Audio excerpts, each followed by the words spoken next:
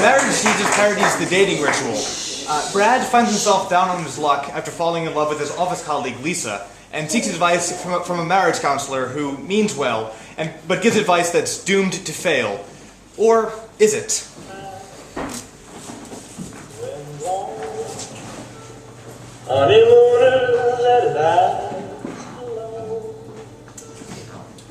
Morning, Lisa. Fancy seeing you here at the office where we work together every day. Hello, Brad. How are you? Fine. Enjoying being single. Well, that went well. I should probably go to that appointment with the relationship counselor. Looking for someone? Yes, I'm looking for a Dr. Seymour Counsel. At your service. You must be Brad Schmidt. Come in, Brad Schmidt. Have a seat. In your car? Yes. Why is your office a car? Oh, too busy to ever settle down. Always on the move. But you're a marriage counselor. It's all about settling down. Oh, tut, boy. What utter rot. Come, let's go for a drive. Oh, I knew we shouldn't have come. I hate doctors. I'm not a doctor. I'm an expert of love. Right. Listen, Dr. Counselor, Marriage, Jesus. Right, marriage, Jesus. Listen. I'll be straight with you. I've met a lot of quacks in my time. I'm a good guy, but every time I try and find the one for me, I just can't seem to get it right. I was hoping you could give me some tips on how to ask this girl out. You've come to the right place, my boy. You see, I am an expert of love. Right, so you mentioned. So how did you know she was the one? How did you pop the question? Oh, I'm not married. But you're an expert. Oh, no woman would ever have me. My conversations are too deep. I understand them better in one date than they've understood themselves in their entire lives. To them, I'm more God than man. And imagine the prospect of being married to a judgmental deity. After the rigors of marriage, they'd show too much of their bad side to me and be doomed to fiery hell. And not, mind you, a hell of fire of passion. Well, how do you know you understand them completely? I met a woman once. Olive was her name, an environmentalist. She was a pretty thing. And she always carried hand sanitizer. That was how I knew. That was the clue. Knew what? That she hated bacteria and germs. And I said to her, darling, I see that you hate bacteria. Your entire life has been a primal struggle to survive against disease. I have a solution for you. Do not bid me farewell in a chivalrous handshake fashion, for I read once on the bottom of a bottle cap that kissing shares fewer germs than handshakes. So, kiss me farewell, passionately. Did she? No, she called me a creep and a know-it-all and stormed off.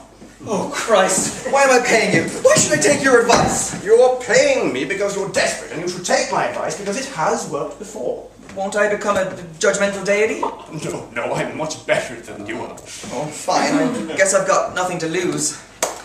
Her name is Lisa. She works at the office where I do. I don't know her all that well, but I think I really like her. I want to ask her out, but I don't want to screw it up. Child's play. You know what to do? Do I? You need to be audacious while asking her out. What you should do is set a fire in your office building and stage a daring and heroic... No. Okay, then. Let me think. You should get a frying pan, 5 balloons, and the entire Barcelona football team. Marriage, Jesus? Yes. What's wrong with, something simpler, like rescuing a cat from a tree? You are boring, but I suppose that could work with some modifications. Oh, goodness, somebody help! That poor cat is stuck in that tree! Someone ring the fire department! I'll handle this, my dear. Oh, goodness. You fell that entire tree yourself, and you saved the cat. Kittens! Brad, in that office, you're nothing. But now that I know you for the hero you truly are, maybe for dinner tonight. Toasted balls, it worked! What do I do now? You must do something bold, something different. May I suggest off-road four-wheeling across an expansive desert, followed by... You may suggest it, but no. You are so boring as to induce tears. No, let me think. We can have one more thing. How about, perhaps, trying to sustain life next to the Dead Sea, using nothing but a hacksaw, 4 yards of rope, and 3 large and in-charge mammals. What's wrong with dinner? Just dinner! Boring, sir, boring. Okay, fine. That might work. Christ, I'm ruined. I do insist on one thing. It must be a Chinese restaurant. Do not go for anything local and common. Why not? Because it makes you seem sheltered. But I am. No, you must come across as worldly and cultured. But I'm not. Which is why you fake it, Brad.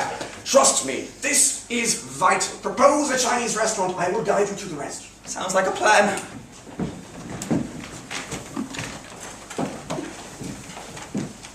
Now, the first thing you must do is take notice of the items she carries with her in order to make a preliminary read of her character.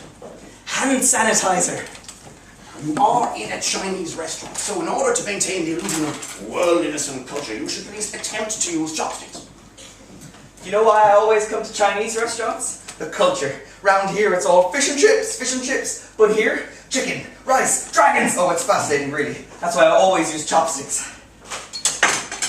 Before reverting to our utensils. I'm a little rusty.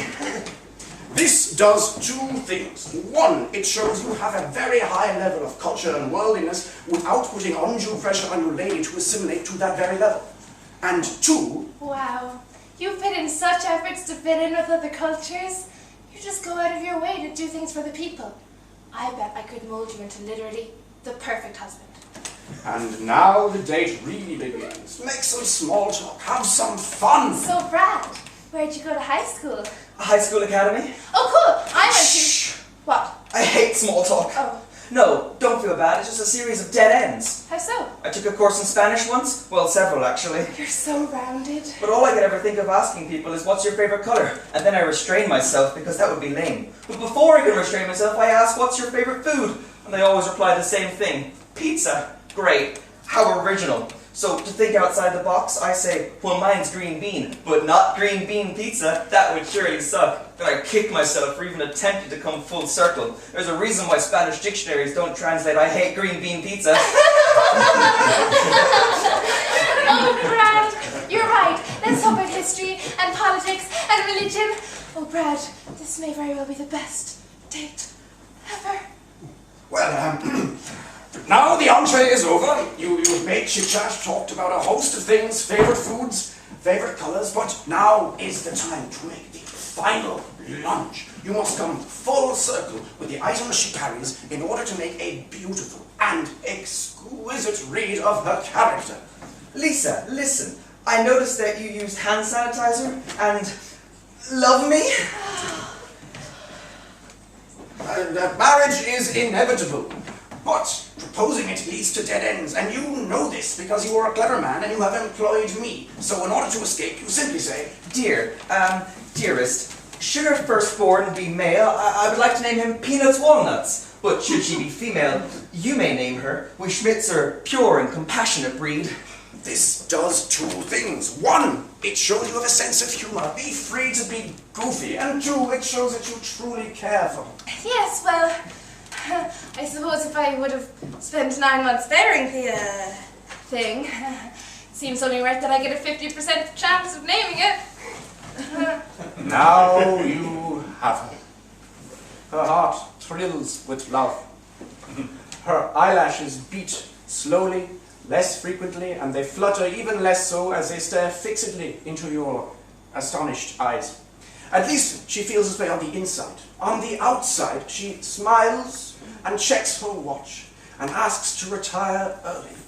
Ah, this is but a test. She is intelligent, calculating. She knows she has all the time in the world to spend with you, possibly even more, as she is sure to outlive you. You must depart, and she will mourn your departure, but depart you must. She has phone calls to make and a wedding to plan. It's been wonderful reading, but I think I have to go. Yes, our wedding to plan? Yes! Yes, I believe we really should go. Shall we do this again? I believe the next time we'll be in Cancun. On our honeymoon! Oh, might I steal a kiss? Nay, my sweet, we Schmidts are a pure and noble breed. Save it for the altar. That was easy. I told you.